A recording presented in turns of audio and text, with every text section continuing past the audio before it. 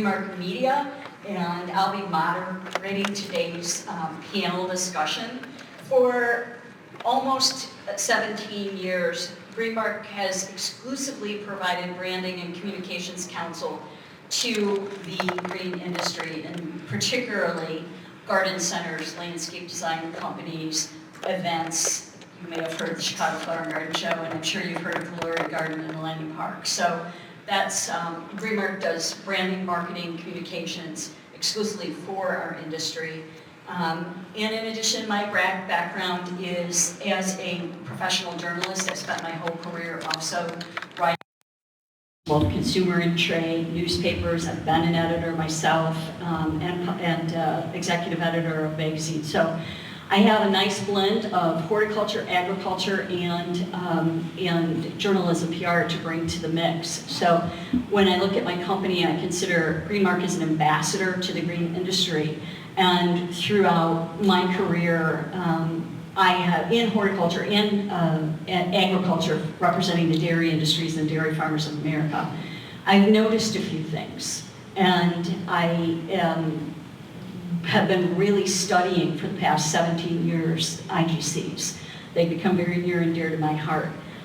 If you'd like to learn more about who we've represented, you can check out our website at greenmarkpr.com. But I wanted to do this panel today because we're 3 years into a fresh new decade. And we've been through a lot, let's just say it that way, over the past 3 years as an industry, within an industry. And I think I heard a collective sigh of relief across the country when garden centers were deemed essential. But through that experience too, I learned a lot in counseling businesses like yours when the pandemic first hit. So we learned a few things, and we grew. And we may not have liked what we experienced, but we did learn some things from the experience. And so in looking back over our shoulders the past 3 years, what surprises us most? What worked? What didn't? And then over the history of our industry in our lifetimes, what should we just finally get rid of? And so the panel today and I will talk about those very questions. And today I'm going to let them introduce themselves, but we have Lawson Thalmann with one of my extended client family members, Chalet, and Amanda Thomsen, who is just a stellar columnist, writer, marketer in our industry for Grower Talks, and opened her own garden center. So I'll let them talk about their own businesses briefly before we get into the Q&A. Hi everyone, I'm Lawson Thalmann. I represent Chalet. We're a garden center in Wilmette, Illinois, just outside of Chicago. We operate a garden center. Oh yeah, do you have some of the... That's my logo. And that's our garden center in Wilmette, just north of Chicago. We also operate a landscape design, build, maintenance business, as well as a growing operation in Wisconsin. My role is the business technology manager, as well as the e-commerce manager. So when I joined my family's business about 5-6 years ago, that was my first project, is starting our e-commerce business from the ground up. And we've grown a lot since then. 2020 was obviously a very big year for us. And this is some of what I call the front door to our business. It's kind of a philosophy that I like to bestow on people, that people might not even walk into your actual garden center to buy anything if they're not convinced that it's going to be a pretty cool place to go. So we like to put all of our inventory, at least our plant inventory, online, give them the ability to kind of pre-shop. You can see some of the options we offer them as far as narrowing in on the plants that they would like, and then that convinces them to say, hey, Chalet is the place for me to go to shop for plants. And then we have them fall in love once they come into our garden center. So here's a picture of our evenings in the garden. So if you're at Chalet, between 6 and 8 p.m. On Thursdays in the summer, we do an evening in the garden. You can shop with some wine while listening to some live music. So we're a family business. My sister actually puts on those events. And then, I like to think about some futuristic technology concepts, and AI is one of them. So artificial intelligence is kind of a buzzword that we all think is science fiction, but it's starting to really permeate our businesses in some real ways. And this article I wrote for Garden Center magazine called Right Plant, Right Place. I'm sure you can find it if you Google it, along with my name. But I put some ideas out there as to how artificial intelligence might transform the industry. Ben isn't here, but I'm going to speak for. I'm going to be like his hype man here just for a minute. The Botany Shop is in South Bend, Indiana. I've never been there, but I'm a huge fan of his work. I plan on going up there someday when, there's nothing else on the calendar. When is that going to happen? So there's the front of his shop that I haven't been to. He's offering all these stats, which I think is really generous and information-wise, and also shows his spirit of transparency. I don't know if you'd be comfortable sharing all this about your business, would you? It's really cool that he just feels like this is another day at work. This is another day at work for Ben, is sharing what he knows with other people. I'm so impressed with him all the time, and his, follow him on social media, see what he's doing. His spirit comes through in all of his posts, the way he treats his community, treats his employees, and treats his customers it's just sterling silver in just respect and being whole with the community.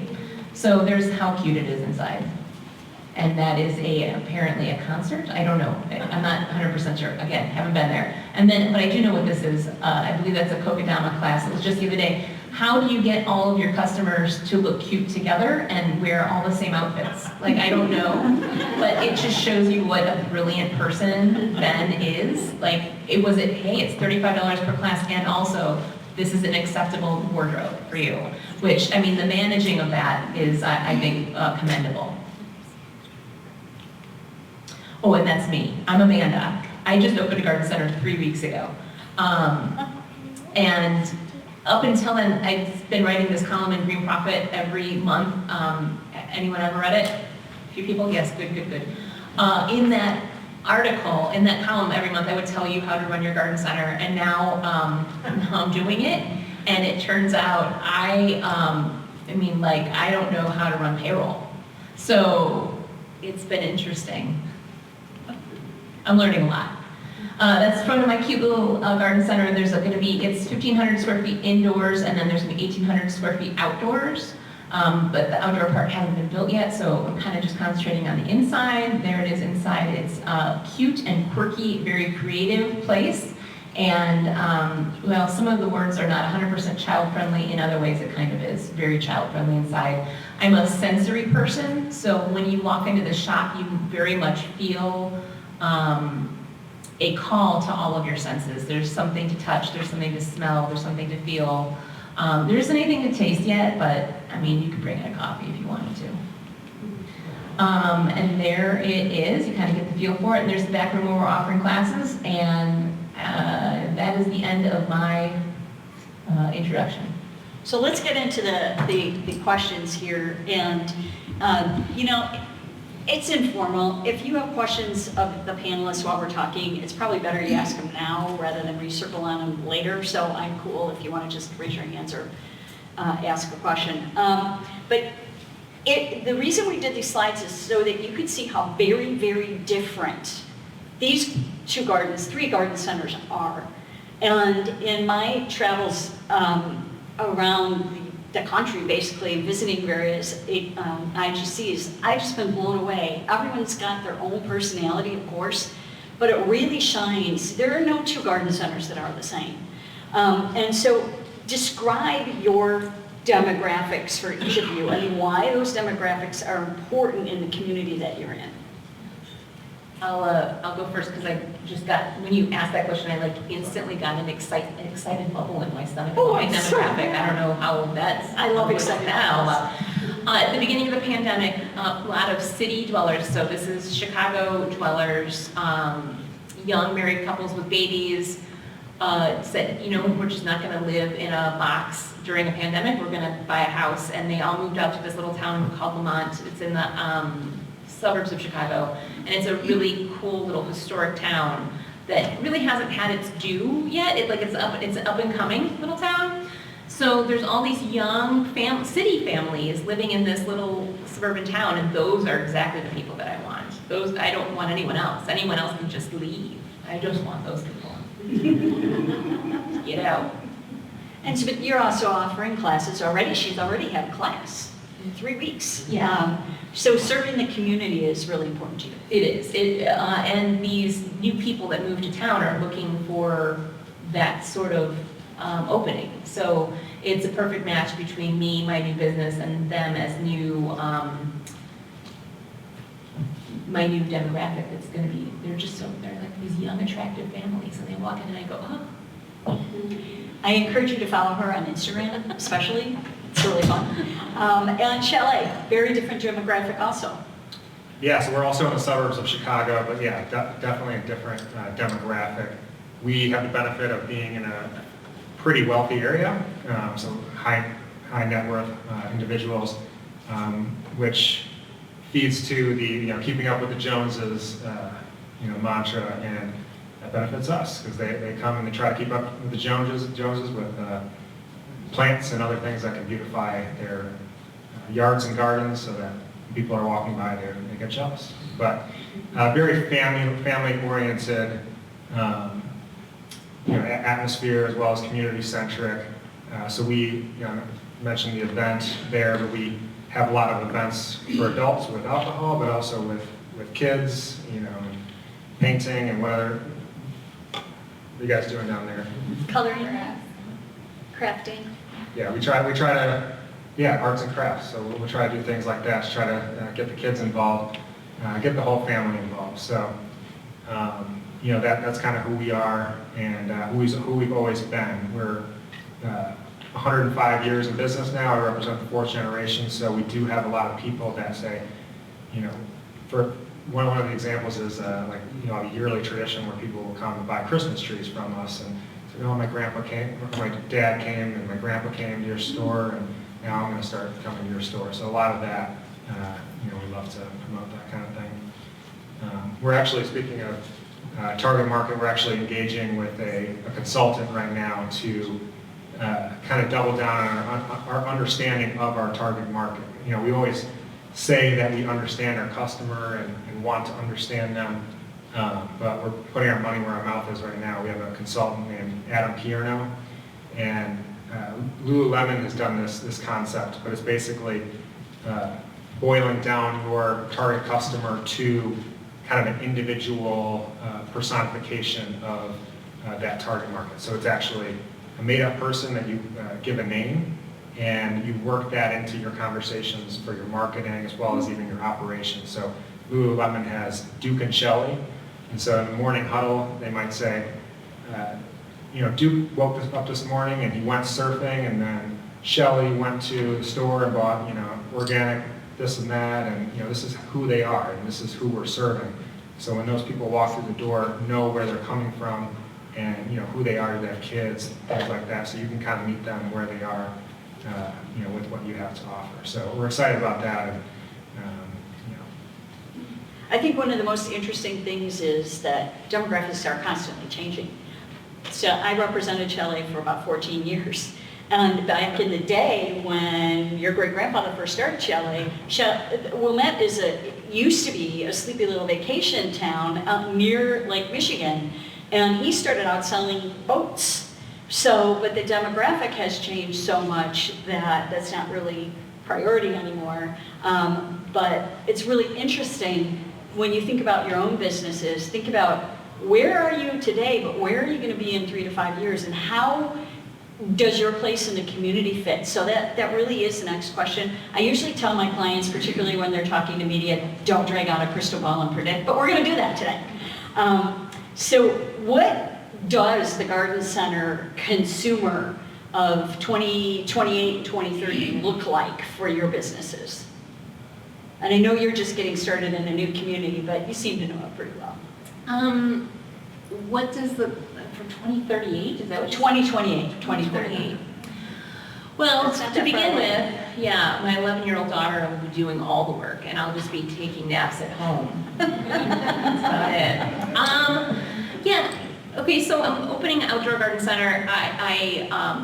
As someone who's been in horticulture for a long time, the first thing that I'm transitioning into now, and I think even just 5 years ago, I never would have said, oh, yeah, I'm going to be doing that, is I understand that I'm making a space that is attractive in photos for social media, in which, like, I'm decorating with plants so that people can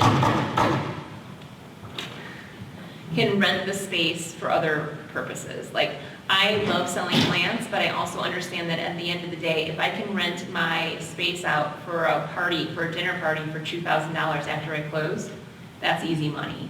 And decorating and setting up my space for that application is something that if you said 5 years ago that I would be doing that, I would have said, no, there's absolutely no way. I'm too much of a purist in what I believe in plants and horticulture, and we're just going to mainline that chlorophyll. But right now I'm like, is this Instagrammable? And I'm getting more and more engaged with that by the minute. So it's, does it detract from what I'm doing? It does not. I think the older I get, the more I realize that it's not black and white.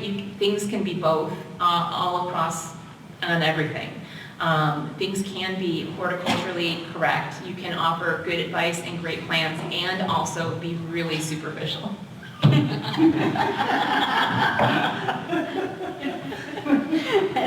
How is marketing at Chalet going to change in the next 5 to 10 years? Yeah, so when I think out into the future that far, I'm thinking from my perspective, so you're always looking at it from, okay, how can you acquire new customers and how can you make them loyal? So we have the loyalty down pretty well. We just launched a new loyalty program, but we've always had one where we're able to get people to stick around for most of their lives while they live in our area, and then generations like I mentioned. But I'm at a unique age right now where I'm 32 and I live in the city, and my demographic might drive up to Chicago or Chalet, but in the suburbs, but not necessarily. And so our target market is in the suburbs. And so, but I'm at the point where I just got married and going to move up to the suburbs at some point in the next 5 years, call it, have kids, all that good stuff.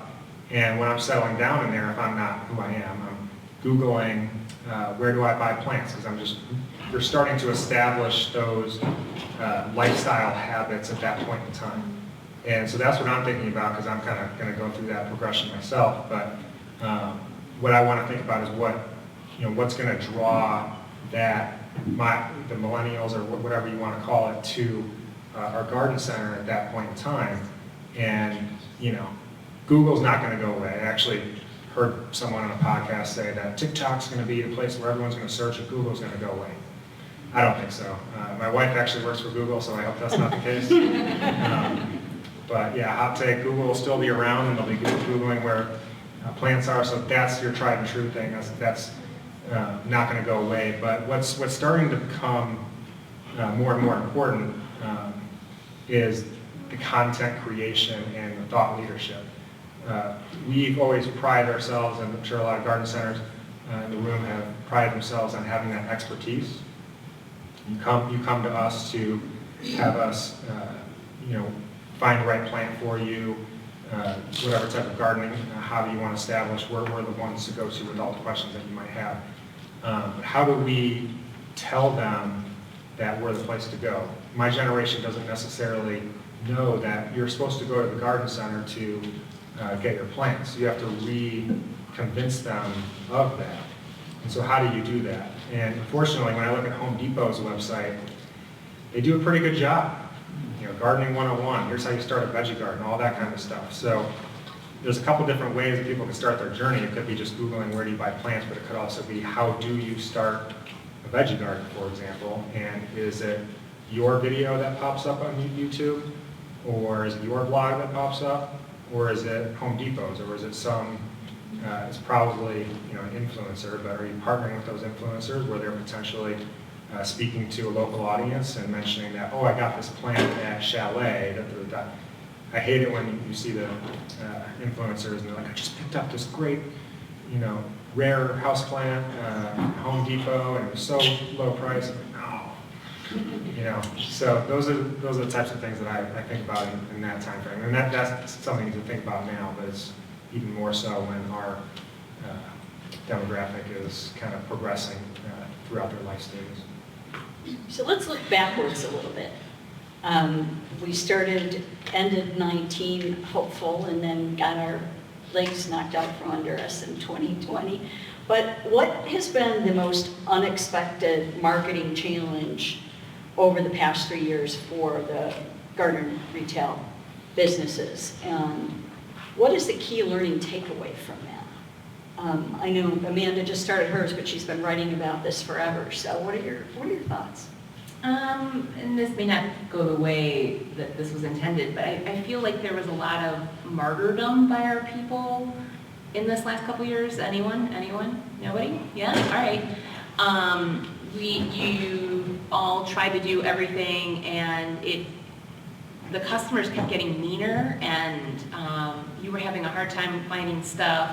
And instead of, I guess, some vulnerability and some authenticity, saying to your customers, hey, this is what we're facing, and it's not easy. People just kept trying to be like their customer service selves and push through, and to what end? It seems like a lot of people in this industry are super deep fried right now. Like, when will you ever feel the way you did a few years ago? When will you not be tired to your core? When will you be hydrated again? It seems like marketing now is so full of truth and so full of younger people who can smell BS from far away, and yet that kind of authenticity isn't being used. Does that make sense? Totally. Does it make sense to you? No, it doesn't. Nobody. It makes sense to none of you. Great. It's Lawson's turn. Do you think maybe it was because we were just relieved to still be in business? Maybe. I just think it isn't, for many people, just being authentic in a business sense doesn't come naturally. We've all had this customer service coding that is so, not coating like a fried chicken, coding like a code. I needed to make sure that we were clear on that. I think that it just didn't occur to us, but unprecedented times, which, gosh, we don't ever want to hear that again, mean that it's a great time to use that to your advantage, to shake things up and say, hey, I don't understand why we've always been like this, and yet continue to do that anyways. Like, to pretend like we aren't out there absolutely killing ourselves, and people getting us off our lunches back in the lunchroom, or when we're out, crying in the shed, oh, yeah, that's okay. Yes, I'm here to help you. Instead of saying, you know what, things have been tough here too. Maybe you could let up a little bit. There has been there's just such an opportunity for that I haven't seen many people grab. I've seen people just pretend like it's business as usual, and it isn't. And there's a missed opportunity as things seem to be getting better right now, to change things, to change your hours, to change how you allow yourself to be treated by customers and by yourself, because I think that a resource that we're first to spend, to tax out, is our own energy and our own time.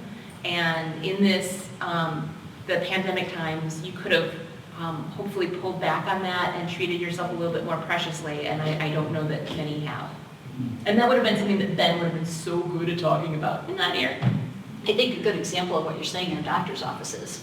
You know, I don't walk into a doctor's office anymore without seeing that big sign that says, you know, we care about you, please care about us. Yeah. You know, so business philosophies, I think what you're hearing, should change. I've seen it here and there, but, I mean, we're an industry of martyrs in somewhat. I mean, really. We are. Yeah. How was Chalet? What was the most surprising marketing challenge that you had? Yeah, so it was surprising, and I think it's a unique perspective that we've had that we haven't heard any other garden centers have, but at least the issue that it stemmed from is possibly not unique, but the age-old issue for us has been the sheer volume of people that come into our store in the spring in particular is just too overwhelming for our staff to be able to possibly talk to each one of those people and answer their questions. So we've always had lines around the corner trying to talk to a salesperson, and it's like, how are we ever going to get all these people? There's not enough hours in the day, there's not enough people, and we hire more? No, it's, I mean, you're going to go out of business if we just hire everyone to talk to all those people. So we've been trying to crack that nut for a very long time, and we always thought some type of sales appointment model would work. Maybe we tried the deli counter, grab a number and we'll just call out your number. None of that really stuck until the pandemic, which was unique because we would have, you know, once we were deemed an essential business, but we still had to abide by the parameters of X amount of people per square feet. And so we said, okay, in order to figure that out, we had to have appointments. And you can only come if you have an appointment, so we know exactly how many people are going to be here, and we'll, you know, check you off at the door. That allowed our sales appointment idea to stick, and the mechanism of having a sales appointment, like the calendars for our sales staff, available on our website, so people can schedule a sales appointment ahead of time and know that they're going to be helped. Rather than in the past, they would come and maybe be helped after being waiting for God knows how long. So once they kind of got that habit down, and we got that habit down, it just started to become such a beautiful thing. And because what we find too is and part of the reason the line would form is that our sales staff just love to talk and would talk to someone for 90 minutes. And it's like, did you need all 90 minutes to sell all those things? Could you do it in 20 or 30? And that challenge was issued to them, but they love talking, and so they didn't want to really be pressured into that, you know, time-based sales mechanism. But what we combine that with is we now have our POS system on a mobile phone that the sales team carries around with them, and they're able to ring up the customer right then and there, and so that's able to track the sales down to the salesperson. And we've never and still don't do any incentives for the salespeople, but it's just enough transparency to see who's the leader of the day to say, oh yeah, you know, maybe I should only take 20 or 30 minutes. If I take an hour and a half, and you know, my colleagues can crank out 3 different customers in that time, I'm going to be pretty low on the list. So that combination of that kind of helped make it sticky from our staff standpoint. So that's been something that we've come out of COVID, and we're like, we definitely don't want that to go away with the end of the pandemic. That's here to stay. So taking something that's not very enjoyable to work through, but working through it and coming out with the surprising ending, what else is there? Amanda, anything in the industry that you've noticed that we are better at doing because we struggled through it? Yes and no. I know that everyone was forced into e-commerce, and everyone's still fighting their battles with it. I think it's beautiful in that people who, you know, a month ahead of that would have said that it was impossible, and then it was so possible all of a sudden. My goodness. And I feel like that that experience is valuable in itself. It's like, look what you can do when you have to, and what else can that experience be spread on like butter? Yeah, I mean, I'll have to just, tail onto that is, so we started e-commerce 5.5 years ago, and so we were fortunate enough to have kind of an established operation and, website when 2020 rolled around, and all that demand came out of nowhere. But it took that, you said it, where we have to, for everyone to kind of buckle down and buy into it, because it was a little bit of, in the beginning, people would never buy plants online, and it takes the staff to kind of buy in holistically about, okay, we have to figure this out, let's figure this out.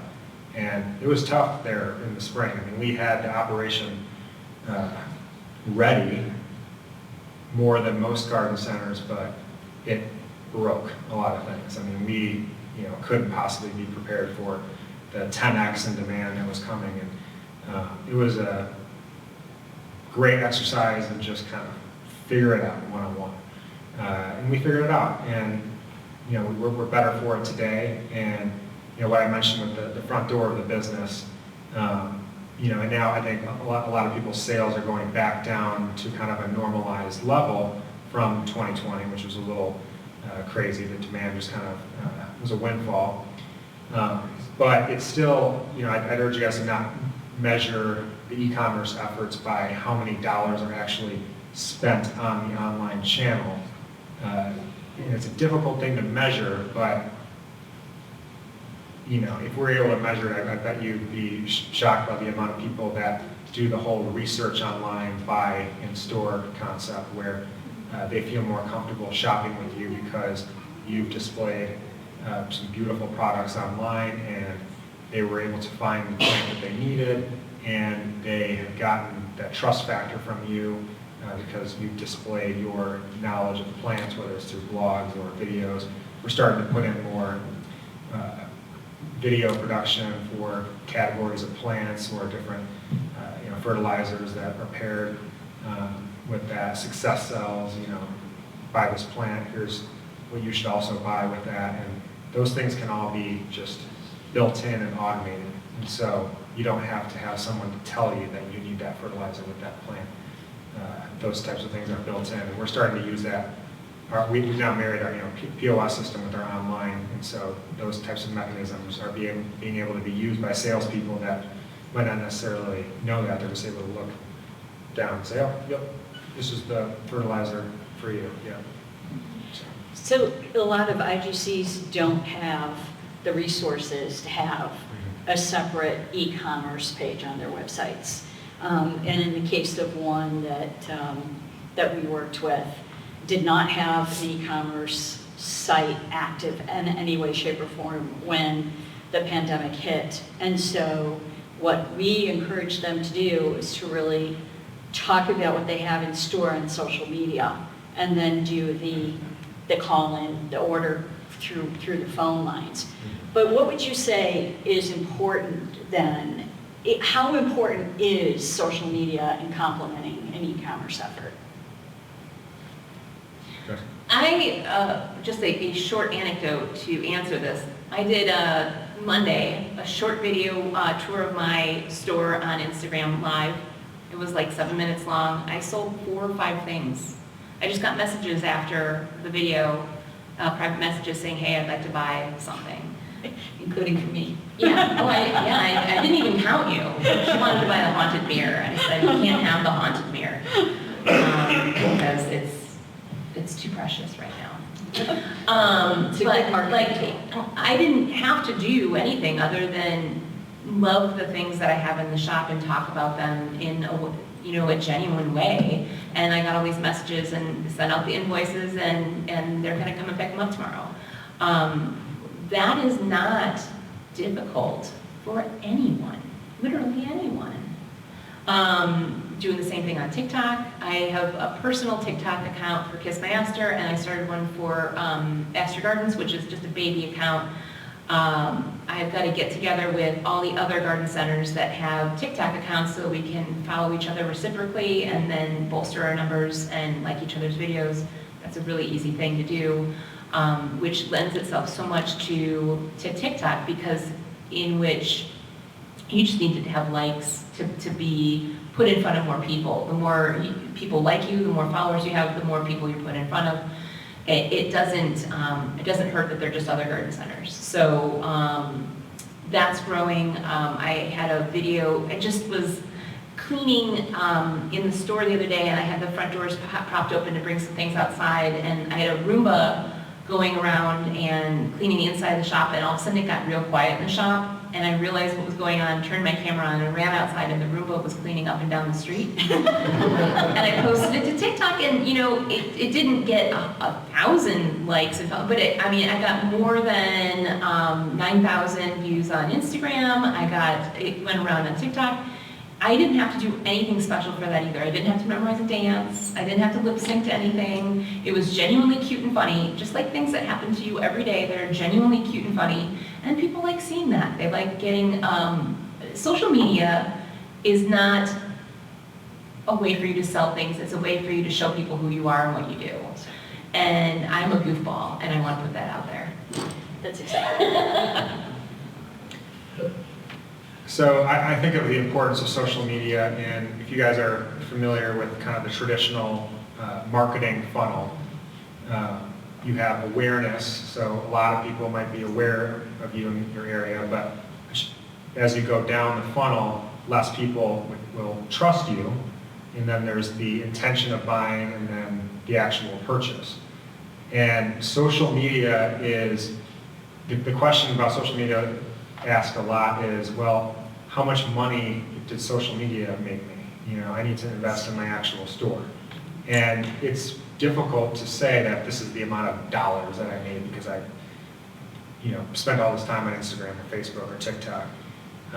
But you can't, it's difficult to measure, and I wish I could just throw the metric at you and say, you're gonna make this amount of money if you invest this amount of time in social media. But you can't quite say that. It's kind of a feeling that I've had where a lot of people have had that, you see the brands out there that create trust for their customers, and they, maybe awareness stage is like, oh, I saw you guys in a magazine ad or whatever, okay, I've heard of Chalet.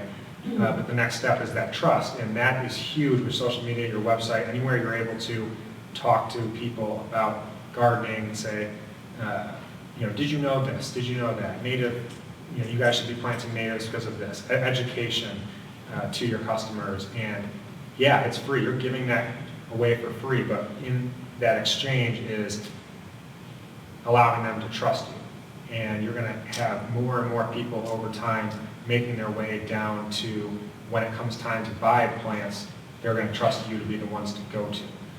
And that's kind of how I boil it down. The only critique that I've had of social media over time that I didn't really have a good answer for, which is interesting, is like when you are posting, you have X amount of followers, you don't necessarily know that those people are in your area. They might be across the country and never intend to buy from you.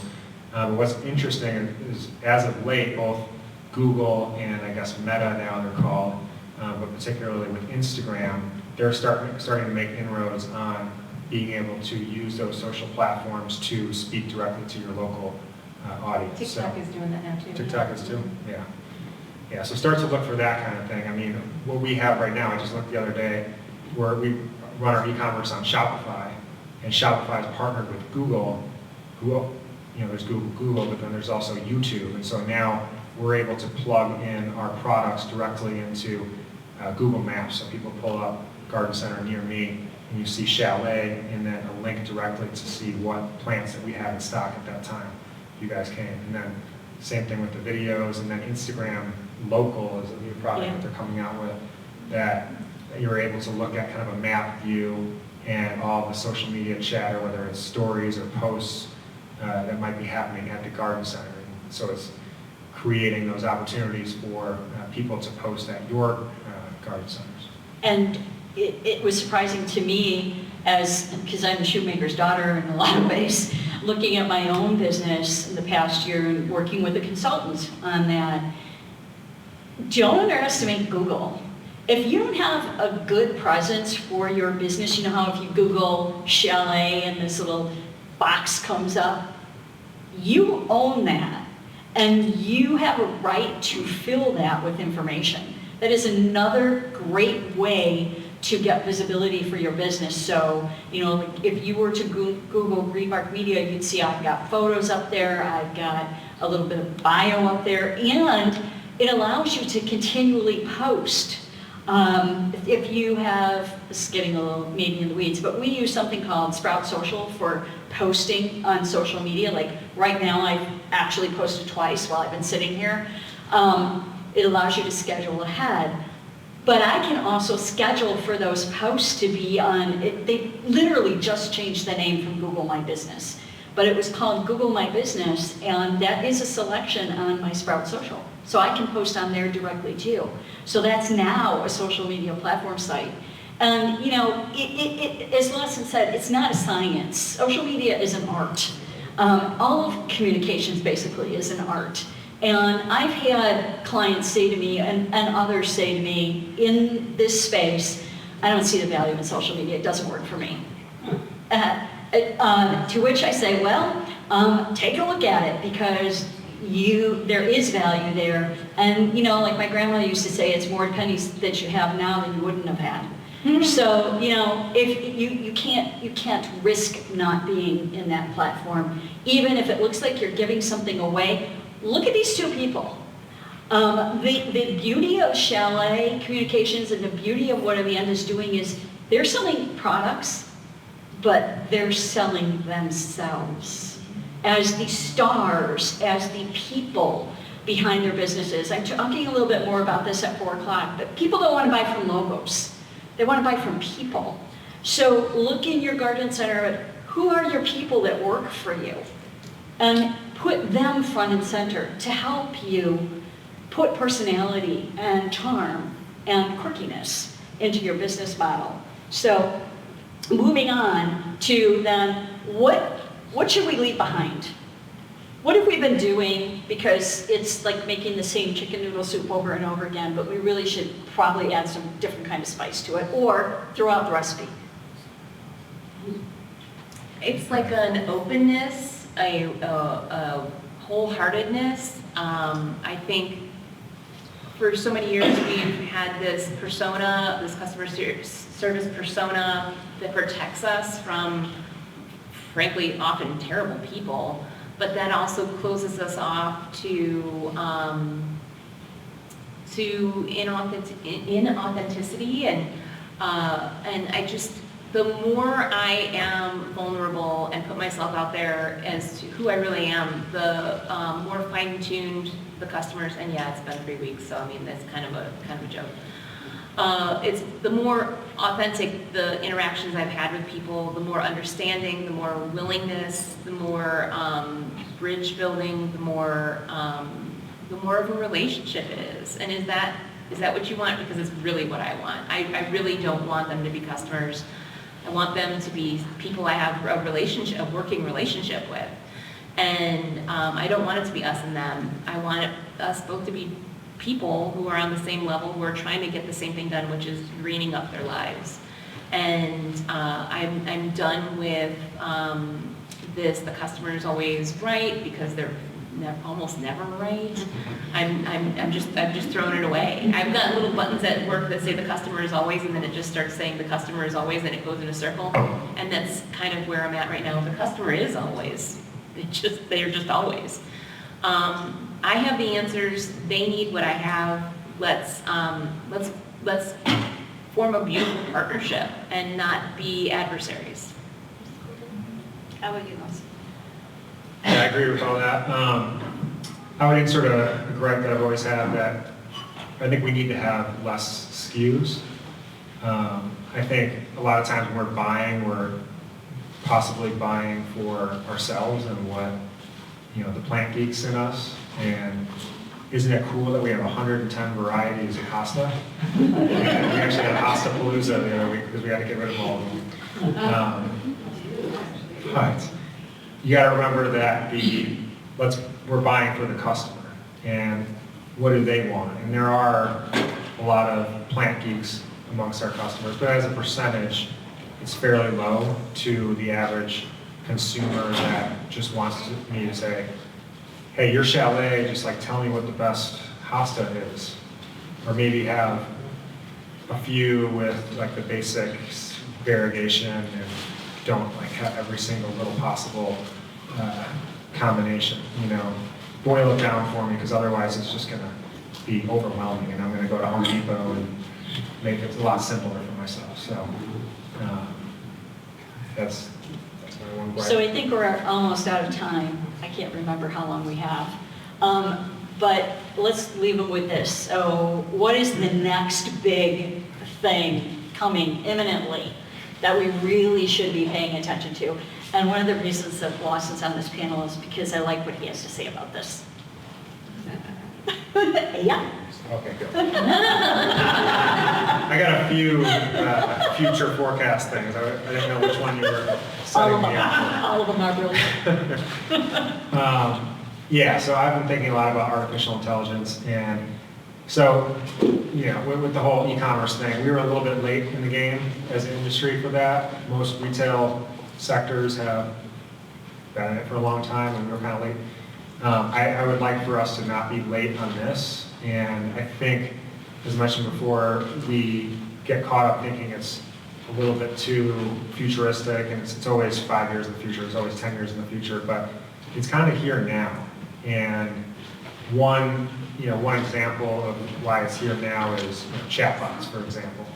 If you guys have interacted with like on a retailer's website, or even Chipotle has Pepper, and you chat to her if you messed up their order and they give you a refund. It all happens in an automated way. And it, from a high level, it's the cost of this type of automation is going down relative to like the power of the technology itself. Look up Moore's Law if you're interested in that concept. But our labor costs are increasing. So we as an industry need to look to automation to try to get things done. If we're going to grow, we can't continue to say, we just need more people, more people, more people. We need to work smarter. And you know, the chatbot thing is an AI application that is able to allow us to talk to and do customer service and sell to more people with, or more customers with less staff, and still keep that high level of engagement.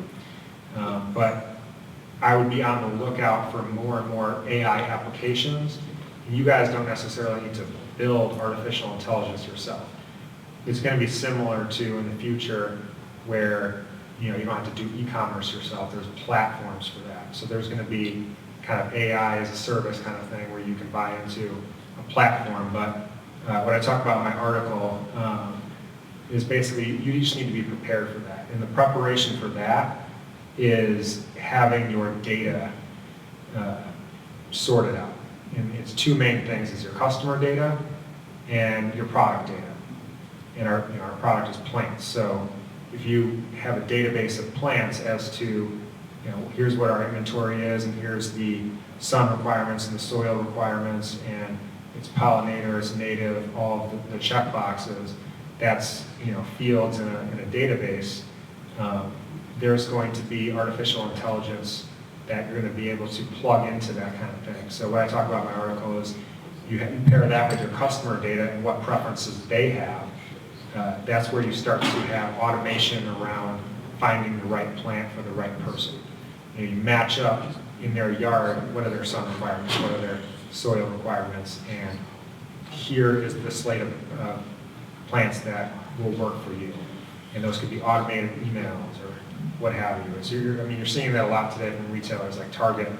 You buy, they think I have a kid because I bought a something for my nephew, and now they keep hitting me with article or emails related to what I purchased before. So you see it in micro areas for some of the bigger retailers, but we're starting to do that where it's like based on your purchase patterns and what you've told us you like, we'll send more of that to you in an automated way and say, you would like this too, you would like that too. And that's kind of artificial intelligence in a general sense. Amanda? These are parting shots. Yeah. Okay, I've got 2 tracks of mind here, and I'll do both quickly. The first one is to treat yourself well, set boundaries, and the things that you've accepted in the past, you don't have to accept those anymore. So it's a new age, and you can set parameters in which you do not have to absolutely be deep fried. You can be lightly battered and fried. You can be a tempura instead of like a deep. It's up to you. You can do it. And the second thing is TikTok. I know that you thought I was going to say that, but I'm saying it anyways. Not only is it being broken down to locality, but like I saw this shop on TikTok. I thought, hey, this shop is cool. And then I found myself in that town, and I went out of my way to go to that shop. Now, that doesn't necessarily translate for like a tomato plant, but it does for a shop like what I'm doing. If someone was like found themselves in my town, they'd go, hey, I saw this shop on TikTok, and they'd stop in and they could absolutely buy something and bring it home. Because I'm going to have fantastic merch that says my shop on it. Listen, TikTok is not just teenagers dancing. It is so much more. It is worthwhile. I would deeply encourage you to go check out some other garden centers, someone else who's doing something similar to what you're doing. There's great growers, there's garden centers on TikTok doing amazing things. And they are doing it because they believe that there is something in it for them, and I believe that they're right. So she opened that door right up for me, because you're probably wondering about this little guy. So my parting shot is, stop thinking about growers as vendors. They're your partners. This little guy is designed for you. He is LV. Loma Vista Nursery is a grower in Kansas. They supply plants entirely to the Midwest. And they believe that customer service is it's in their mission statement, and you're their customer. So this is, yeah, he's got Loma Vista on the hat, but it is a turnkey toolkit to help you market your business and sell your plants. Growers are very invested in that for obvious reasons. But they're more than vendors, they're partners. And I would say that probably goes to a lot of the merchandise suppliers that you work with as well. Tap into them. If you don't have the resources internally to do marketing, ask for their help. And it's not just point of purchase sales and point of purchase, signage. It's how can we partner together on social media, on our website? How can we share blogs? How can we share content that informs but also educates and inspires? And that's what suppliers and growers can do for you. So that's my parting shot, is think of them as your partners and an extension of your business, because that's how they think of you too. So thank you for your attention. Does anybody have any questions before we go on to the next thing? No questions. We've inspired everyone. Yes, sir. Well, when you refer to artificial intelligence, what I'm thinking about is, like this morning, I went to a website, I clicked on it, they sent me an email, they gave me some items, I clicked on one, and then I got an email like 2 hours later about that specific item. Is that kind of what you're talking about? I wouldn't call that artificial intelligence. And it's a good question, because artificial intelligence is a little bit of a wishy-washy term, and it's hard to just have it be binary and say that's artificial intelligence and that's not. I mean, when you look at, Watson from IBM, who beat the world's best chess player, and there's all different kinds of examples of what AI is, but generally it's like, can it do what a human otherwise would have done in the past, using intelligence, right? Using like a series of thoughts like, oh, you bought that, so you might like this. And that's kind of the general. So that I probably wouldn't call that, just because it's like if it's only one level of this person clicked that, Right. and that kicks off a specific automated action, I probably wouldn't call that artificial intelligence. It takes some sort of layers of data and understanding of in running through past purchase behavior of all the clients at large over time to make that recommendation. Yeah. Thank you. Anyone else? Have a very good rest of the day. Thank you for attending the session.